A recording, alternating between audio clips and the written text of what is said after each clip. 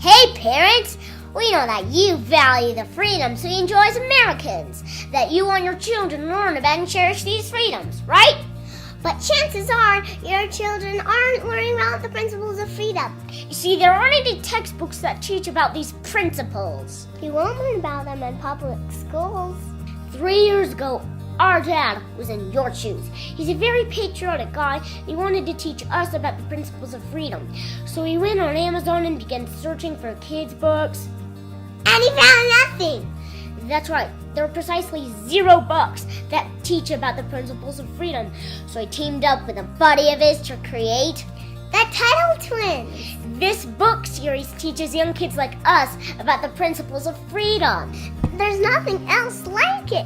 Each of the books covers a different aspect of freedom. The proper role of government, individual liberty, free markets, property rights, sound money, and more. We read it over and over and over again. These books have been a huge hit, and thousands of parents just like you have been able to help their children learn about the principles of freedom in a really fun way. Don't forget about the free workbooks. Oh, that's right. Our dad says he's so convinced your kids will love these books that he wants to sweeten the deal a little. Every book has a 20-page activity workbook that goes with it. And when you buy the books, he's going to give you all the workbooks for free! So click here to check out the books, so you can give your children a foundation of freedom. What are you waiting for? Maybe I said it wrong? Do it for your children! Click, click! You will click the button. Are you sick of government lackeys who say you didn't build that? Are you tired of elitists who think you need a government permission slip for everything? Everything you do is an A to B conversation, and the government should see their way out of it. Create true free markets by adopting the BIPCOT No Government License. The BIPCOT No Gov license allows use or modification of any product, service, or software except by governments or government agents. Go to bipcot.org. That's Bravo, India, Papa, Charlie, Oscar, Tango.org.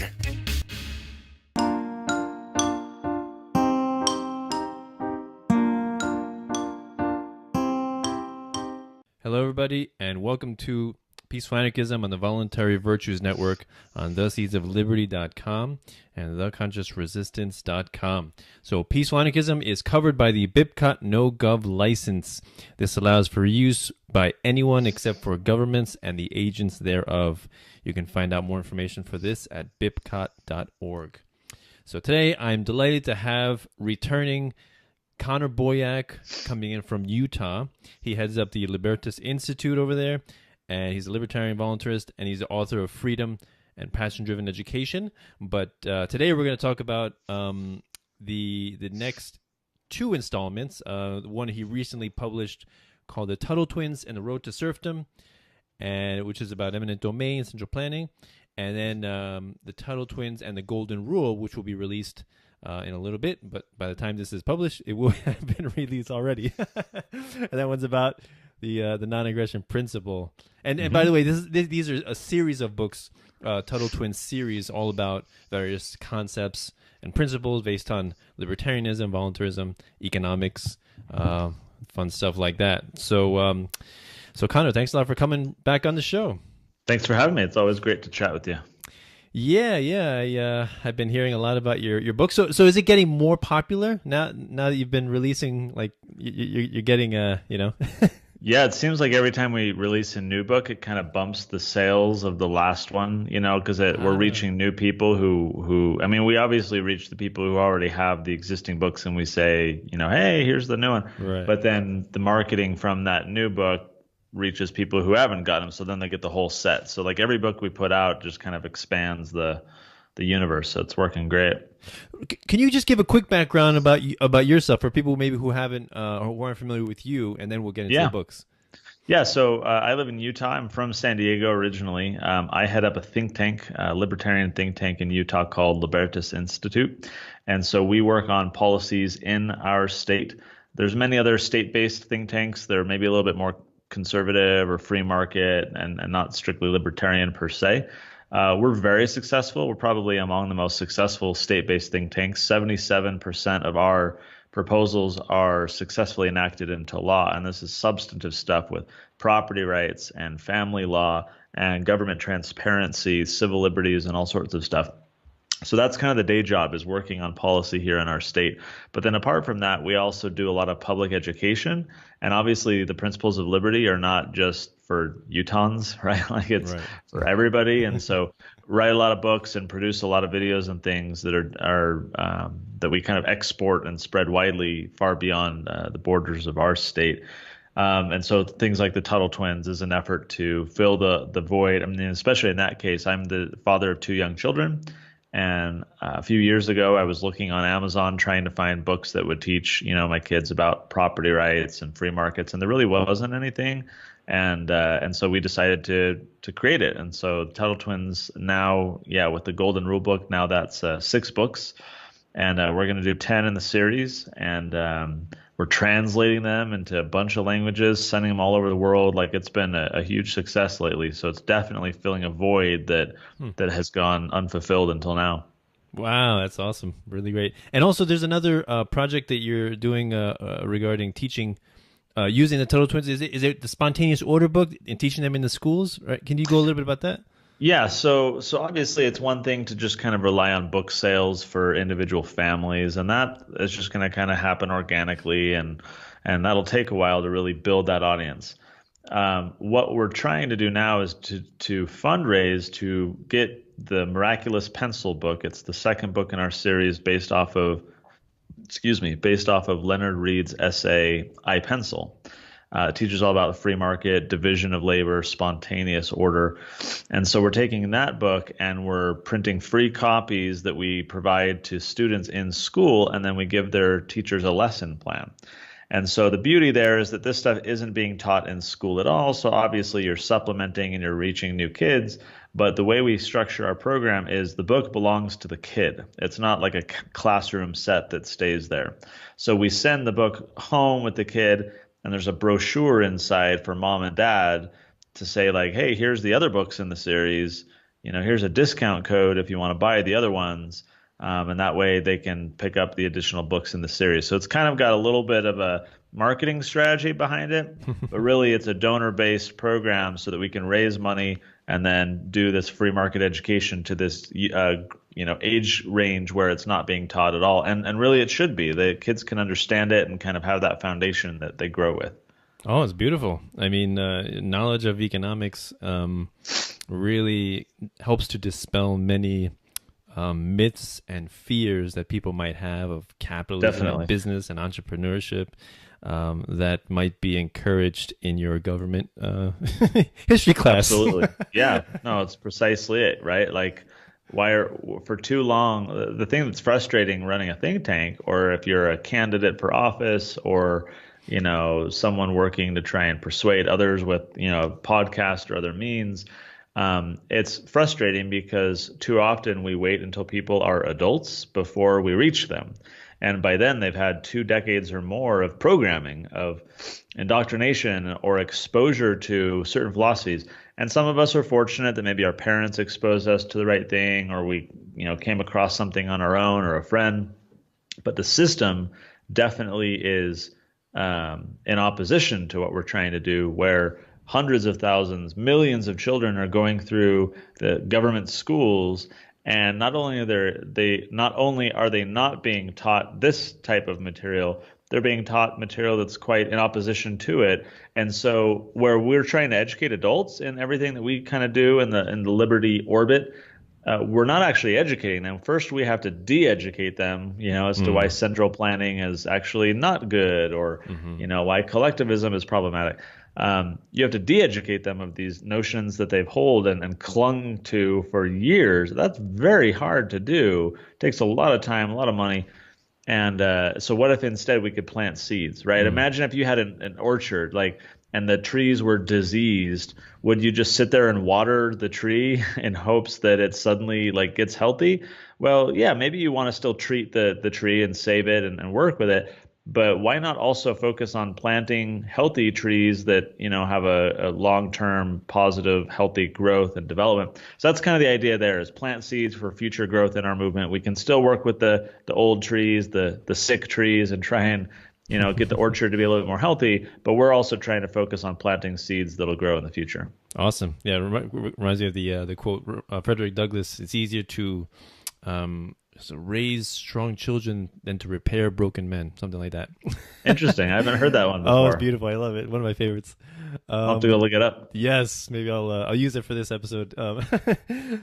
So please get into your the recent one, The Road to Surfdom, and what that's about. So this book is about Hayek's book, F.A. Hayek's book, The Road to Surfdom, and he wrote this book decades ago, of course, and his book talks, broadly speaking, about things like central planning and collectivism and the problems with socialism, and that they're antithetical or problematic for individuals and freedom and markets. And so the book is definitely interesting to read. A lot of it is antiquated now. It doesn't apply as much, or you have to understand kind of the context of his government and what was happening during that era. So it's a little bit harder to digest for modern readers, but the key elements are important. And the book itself was very famous, very popular. Of course, Hayek is a Nobel Prize winning economist. Of course, we also have today Nobel Peace Prize winning, Right. the winners that doesn't really mean much. So I guess maybe like Krugman, I think, right? Nobel Prize. Right. Yeah. So maybe the distinction is not, we should stop name dropping that, like, ooh, F.A. Hayek is a Nobel Prize winning. Anyway, so he was a famous guy nonetheless. And so he wrote this book. It's very interesting. So like all of our books in the series are based off of an original text, like Miraculous Pencil is based off of iPencil. And so we took the key ideas from that book and distilled it down into a story. And in our book, Serfdom, we changed the E to a U. So Serfdom is the name of a beach resort town called Serfdom. And in the book, the government there actually uses eminent domain to plow a road to serfdom, a literal road to serfdom. And in so doing, a lot of consequences unfold. And so the twins are kind of right in the middle of it. They were used to going to this nearby town, but now the roads, the traffic pattern is all changed. The people are leaving the old beach, going to serfdom. So all the beach shops are closing down because there's no people anymore. And so everyone's trying to move into serfdom. And the twins experience this. They observe it. And then they have an uncle reporter who, for those who know Ben Swan, Ben is the uncle in this story. He's the reporter. He's the uncle. So he helps the twins do this like investigative report.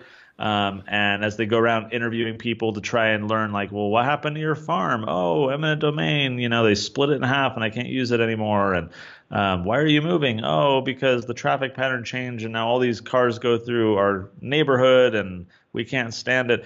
And so the twins see all of these consequences from central planning.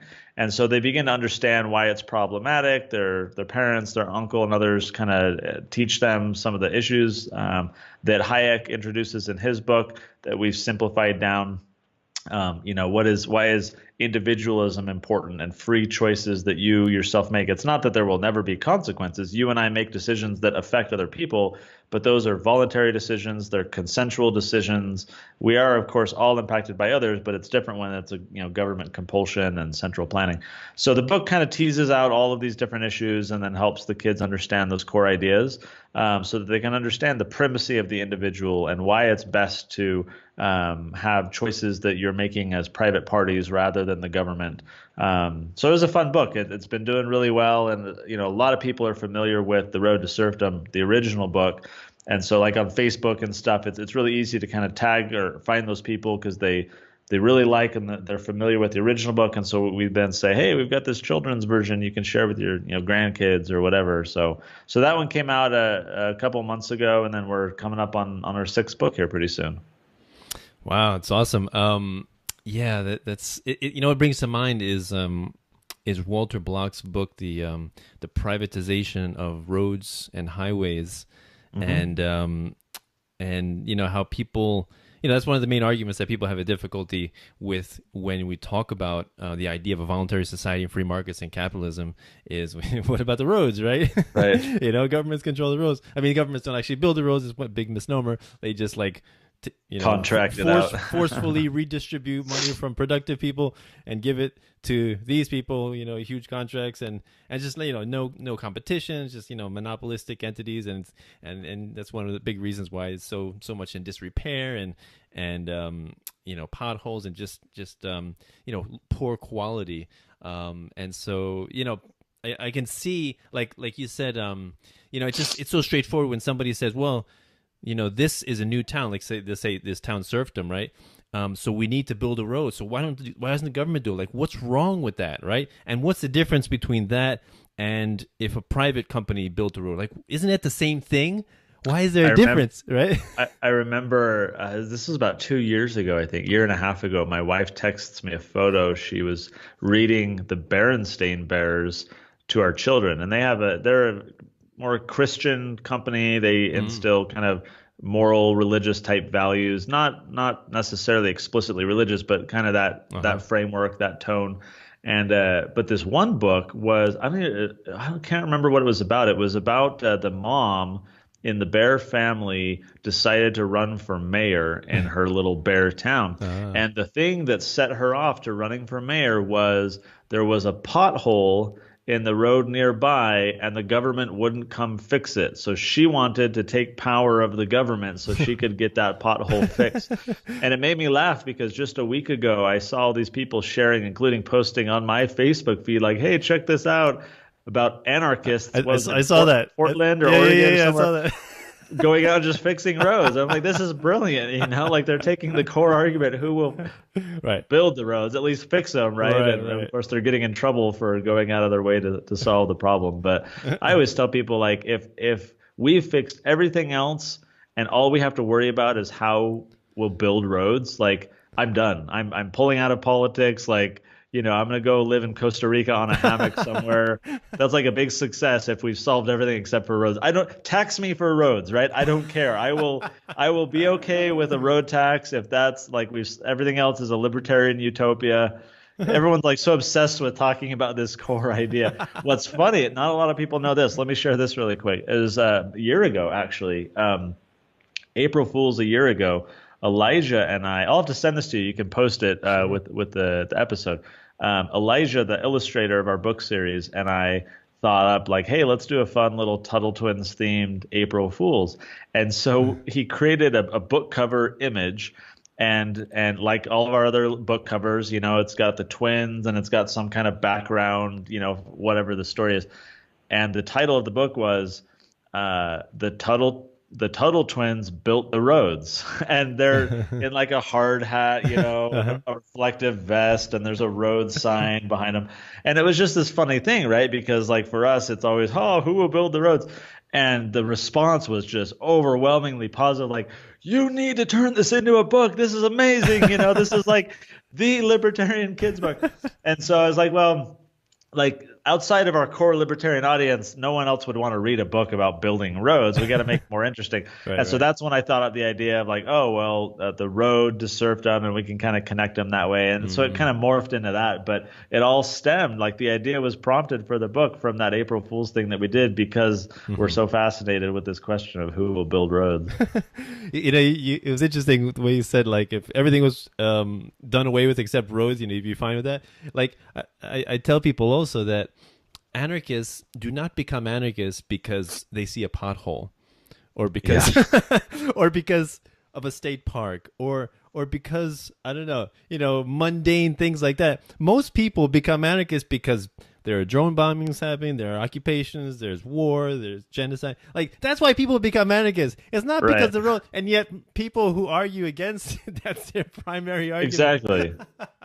It's such a distraction. It's like, why are we even talking about this? Like, I will pay your road tax. Let's move on and talk about assassination attempts on American citizens, okay? Like, can we please get on to something more important? Yeah, but it also demonstrates a fundamental misunderstanding of economics and voluntary trade and transactions and just how, and also about what the state is like. Like I said before, they don't really see what's the difference if a state builds a road or if, let's say, a private a private company just builds a road, with voluntary transactions, isn't that the same thing? But no, it's not, because it wasn't stimulated by market demand. That's a fundamental difference, right? It was, the state, it has no feedback mechanism, no way of knowing where it's really needed. They're kind of just poking in the dark and in guessing, whereas a private contractor who has his own money on the line has much more to lose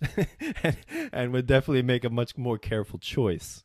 Well, it also seems too, like, you're right, and I think building on that, to me it often seems like the roads argument is like a gotcha somehow, right.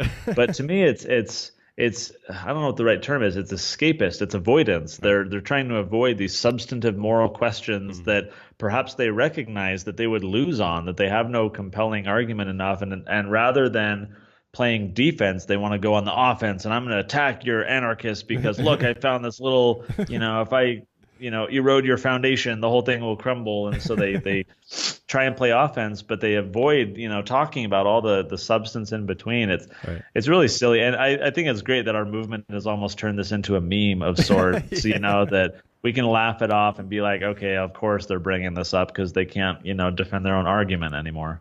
Yeah. And before we go on to the next book, I just want to say, another related argument that they give me is the donut problem, right? Which is like, what if somebody buys a road and it encircles your house? Yeah. Like, I would pay for that to happen just to see if someone would do it, Oh man, it's just funny. These people, the things that they say, what if thousands of people would die and you would have to punch somebody in order for that to not happen? Would you violate your principle? So yeah, it's just ridiculous hypothetical rabbit holes, mean nothing, and not rooted in any principle, any logic, nothing. So yeah. But on that note, on the NAP violation, there you go. Good transition. Yeah. Why don't we talk about your upcoming book, the Golden Rule? So the way this book came about, I definitely wanted to do a non-aggression principle related book, and that's been on the list for a while. The problem I had was there was no book I could really find that talked about NAP very well. Most libertarianish books touch on it or incorporate it as some subset of an overall argument, or they'll talk about it in passing a little bit as they're kind of analyzing something else. But I really couldn't find any, because each of our books is based on a book or an essay about that issue. And so I was trying to find something that talked about NAP. And I reached out to all sorts of, libertarian scholars and folks trying to say, hey, is there some book out there that I haven't come across? Because I haven't really come across a NAP book. A nap book. That sounds like a nursery, yeah, it's nap put time. Your kid to sleep. Right. It's nap time, kids. I should use that as a tagline for the book. I think I have seen that as a meme or a T-shirt or something like that. That's great. Yeah, it's nap time with the Tuttle Twins. And then also I've seen that in relation to Judge Napolitano, Judge Nap, right? Oh, I like that. Yeah, I like that. I'm totally writing this down and use it. I got to figure out how to put that in a marketing thing or something. Right. So I couldn't find a book, and then I was sitting in my library just looking through my books, and I realized that there's a book that was influential in my own intellectual development that fit the case perfectly, and that book is by Ron Paul, and it's called A Foreign Policy of Freedom. This book is a compilation of speeches he's given in Congress over the decades on the issue of foreign policy. So each chapter is kind of broken down categorically and goes into different issues. But broadly speaking, it's all NAP as it relates to international diplomacy and between nations and things like that. And there's so many nuggets in there where he expounds the principle, but here is the application of the principle. This is NAP on a world stage that Ron Paul for decades has been trying to espouse. Your listeners probably remember the South Carolina debate during the 2012 election cycle when Dr. Paul on stage as a presidential candidate suggested that we apply the golden rule to other nations. How would we like it if they came over and bombed us and treated us the way we treat them? And he was booed. This heavily Baptist, Southern, not a congregation, what would you call it? Audience, right?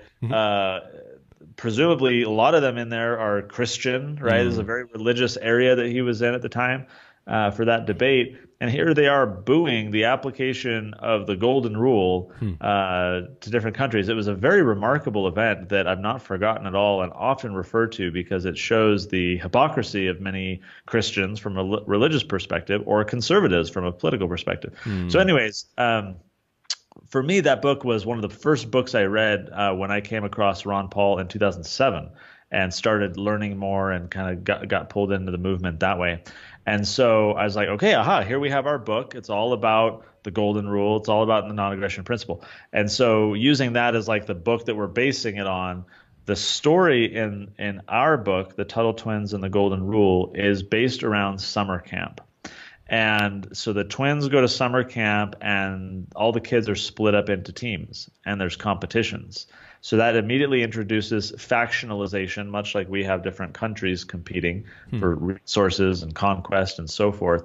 And I don't want to give too much away, but if you read the book, it's very clear that the way we structured the story, the teams are kind of different countries, one more dominant, one more not submissive isn't the right word, but one more like, being beat around like crazy. And then we talk about blowback. So we've introduced kids to the concept of blowback, revenge, justice, aggression, defense.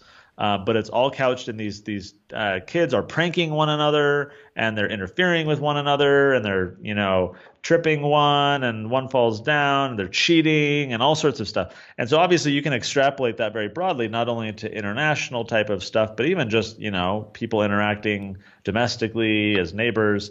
And so this is a powerful book. And one of the reasons that we're super excited for it is that the Golden Rule is a very soft topic. This isn't like, the Federal Reserve, like our third book, right? Like, come learn about, right. monetary policy and the gold standard. That was one of my favorite books, just because I love talking about gold and silver, money and currency and all Absolutely. But that appeals to people who are like already there, right? Right. The nice thing about the Golden Rule is this is going to appeal to a very broad audience who isn't already, and that's what we're trying to do with these books. We definitely want something for libertarians and anarchists and conservatives to, give their kids and help them learn. But we also want to grow the tent. If we're planting seeds, let's build, let's add more tent poles and let's build this thing over the next, 10, 20 years. And so the Golden Rule is a very soft and appealing message. And so that's how we deliver it to parents, to the kids rather. And then we kind of encumber that message of the Golden Rule with kind of its related concepts of the non-aggression principle, which is almost like exactly the Golden Rule in a way, and talk about blowback and talk about justice and talk about defense and things like that. So we're super excited about this book because it's going to be a hook to easily get more people into the series and help them learning more, because it's not like, hey, learn about these crazy libertarian ideas. It's, oh, here, you can teach your child about the Golden Rule in this really fun story. And what parent isn't going to want that? It's going to be very appealing. So we're really excited. And Ron Paul is featured very prominently in the book, much like Ben Swan was in our last one. Ron Paul is a prominent character in this book, not by name. There's a Ron character, and it looks like him and acts like him, but we don't say Ron Paul necessarily. But I sent the script to and the illustrations. Once we had everything done, I sent it to Dr. Paul. I'm like, hey, I just want to get your blessing on this, and got the thumbs up. So we're excited. Anyway, so that's the book. It's non-aggression principle, it's Golden Rule, and we're very excited about this one just because the potential to reach new people and really appeal. I mean, if NAP is like the core, the non-aggression principle is like the foundation of what we believe, to us, this is going to be like the missionary tool for liberty with kids to, be pushing this into the schools and getting a lot of people excited about it. So we're super excited. Yeah, and what it reminds me of is that most parents intuitively understand and teach their kids about non-aggression. Like, don't hit other kids, don't take their stuff. Very simple things, and we all understand these things. Totally. But for some reason, when they think about the state, that's the giant exception to morality. So so for that reason, like you said, it has the possibility or the capability to reach a huge audience, which is wonderful. And then you can show them the other books in the series. That's right. But yeah, so that's kind of that's something that I kind of tell people is that, you know, everybody really understands voluntarism. You know, maybe they don't understand the principles, the concepts, the names, but they do understand the philosophy. It's self-evident. It's intuitive. That's what's so beautiful about it. Yeah. And to your point a moment ago, just to add another word, intuitive, you know, and everything, I think the right word, or not that yours are wrong, I think an additional word to define it is natural. Yeah. You just said yourself that parents teach it to kids. Like Right. we all teach our kids the non-aggression principle. We all teach them don't steal, don't hurt other people. That's natural. That's human. That's what we do, you know, in nature with our offspring. We want them to understand these moral principles. But you're right, when it comes to the state, when it comes to voting, when it comes to, you know, business, even for some people, you begin to encumber those laws or rules with exceptions. Like, oh yeah, like that applies when it's you and you know, Susie at church or down the street, but no, if it's government, just do whatever you want. Like, you know, that's okay, right? So so that's unnatural. That's you know, but it's definitely natural to espouse these principles, I think.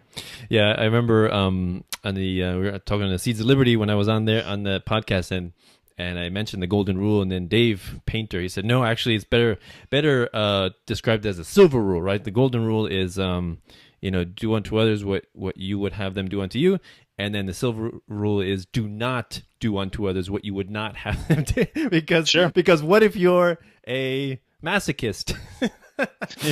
And you enjoy pain. So it presents a problem. So, fortunately, those are the exceptions and not the rule.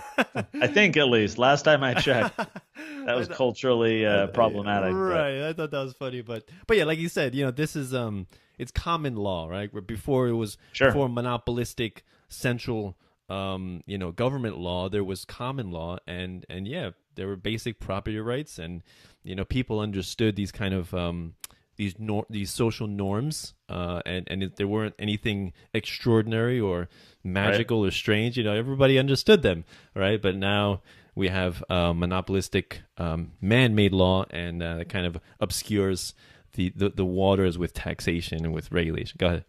To that point, I had someone email us a few weeks ago say, I like the sound of the title of your new book, so I presume you're teaching kids that he who owns the gold makes the rules, right? Like, that's the sarcastic golden rule. And I'm like, well, in a way, you know, the state and, you know, monopoly on money creation, and they're making the rules. So maybe that applies, you know, maybe we'll leave it to the parents to extrapolate that and teach their kids that aspect to it. But I just got a good laugh out of that. He who makes the gold. Okay. He who owns the gold makes the rules. Yeah. Right.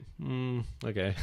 Although I guess it doesn't work because we don't know that Fort Knox actually has any gold anymore, right? So maybe America. He who owns the printing press. Makes Yeah, definitely. That's definitely true. The importance of having a central bank in a nation state, really, it's like the lifeblood of an economy is its currency, is its money. And once you have monopolistic control over that, you know, it's so easy to extract whatever wealth you want. You know, just print. We'll have to do the Tuttle Twins and the cryptocurrency, or the deep web, or the I don't know. You know, like, how do you decentralize the beast? And right. I don't know. It's fun. Like, so we've got our 7th book planned. I haven't announced what it is quite yet, but we're trying to figure out what 8, 9, and 10 will be. So I kind of joke like that, like, oh, maybe we should do a book, but I'm still trying to figure out, like, okay, what are we actually going to do? Like, what aspects of you know, the liberty philosophy have we not covered? Right? We've got Bastiat's The Law. We've got iPencil. We've got money with the creature from Jekyll Island. We've got competition and business and capitalism and central planning, and now we've got non-aggression principles. So I've got like a list going that potential ideas. So I mean, you or your listeners or anyone else, we definitely welcome ideas, because we're always trying to figure out, like, if we're only doing 10, we don't want to do 10 and be like, oh crap, we missed that, important one that we want to do. So we're trying to make sure we plan it pretty well. Have you covered the concept of the tragedy of the commons? Not really. No. And go ahead. Or the broken window fallacy? So that one is potentially on our list, definitely. Cool. One thought I had is maybe we don't want to do 2 Bastiat things where we've already done the law. I mean, when I think of the first one, I think of Legal Plunder specifically. That book, right, talks more on legal plunder, like taxation, and what's the difference with that and theft and all that. Yeah. So Tragedy of the Commons, I mean, it just focuses on the economics of, having a monopoly based as a compared to competition, right? And a broken window fallacy is just another way of looking at taxation as just being redistribution of wealth, forcefully, and how the destruction of wealth as opposed to the creation of wealth. So, well, and another thing too that we're trying to be sensitive to is not being too heavy politically or too heavy economically, right? We've also want to have ethics and, social values and things like that are kind of in the broad ecosystem that all blend together. We don't want a 10-part series on Austrian economics for kids. Like we want a very well-rounded thing, and so like golden rule, right? That's more social, ethical. Right. Certainly it's also political, it's also economic, but it's not primarily so. So we're trying to figure that out still. I mean, we've got time. We'll probably be done in a couple years, I would imagine, with the 10th book. But I'll tell you this, we're having a ton of fun. I mean, I got a picture the other day. I think I'm going to post this on Facebook in the next few days of a guy's son. He gave him the pencil book, the Miraculous Pencil, and in there the twins learn about the pedigree of the pencil, right? That it's wood and lead and the metal and rubber and so forth.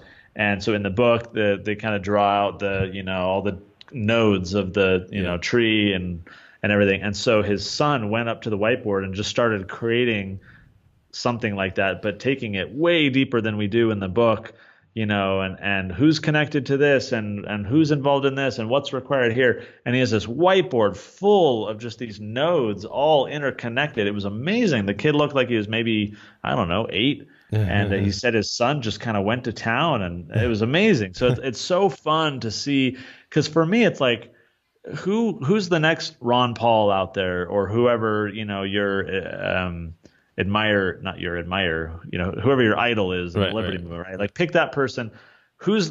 Where are they? That if we don't reach them now, maybe it won't be until they're 65 years old that someone else would reach them, right? Mm-hmm. Like the seeds that we're planting now for us are so exciting to think about what those can germinate into over the years if we're reaching all these kids now, giving them that foundation, helping them understand these ideas from an early age. It's exciting, and it's also interesting because we can't quantify it, we can't force it, we have no idea. We're just casting this net out there, seeing what we catch, but for us, there's so much satisfaction. The reviews we get from parents about oh my gosh, this totally made sense for my kid. Thank you, that was amazing, and that's super rewarding. It's a lot of fun. Yeah, it's awesome. And before we wrap up, I just want to say about the spontaneous order idea.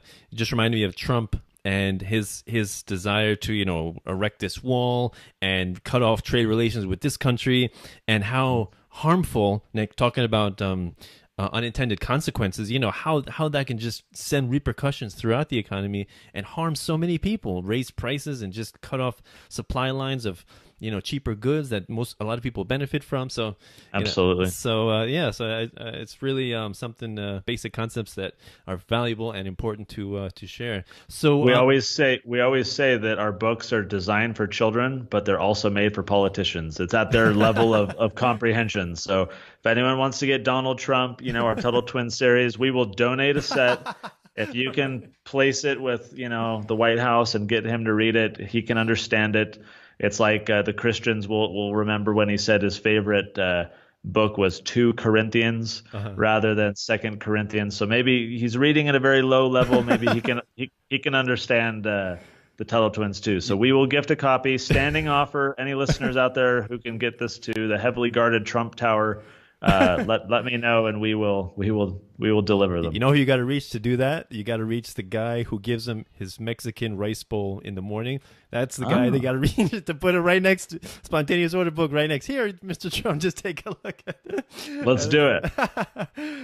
But awesome conversation, Connor. Really appreciate you coming on. So just reiterate how people can reach you if they want to follow and find your books. Yeah, thanks. So me personally, I'm on Facebook and Instagram and Twitter. You can just search Connor Boyack and you'll find me. And for Tuttle Twins, the easiest place is TuttleTwins.com. We've got a great combo pack offer where we give out all the workbooks for free. and other incentives and discounts. So that's at TuttleTwins.com. We also have a Facebook page and Twitter and everything for that as well. Pretty easy to find online. So any of your listeners interested, feel free to follow. We'd love that, and we'll keep trying to grow the movement over the long term. Excellent. I love it. I love the creation and the sharing of knowledge. So, yeah, everyone, please check his books out. Buy his books. He's doing some awesome work. Him and Elijah. Give him some support, some love.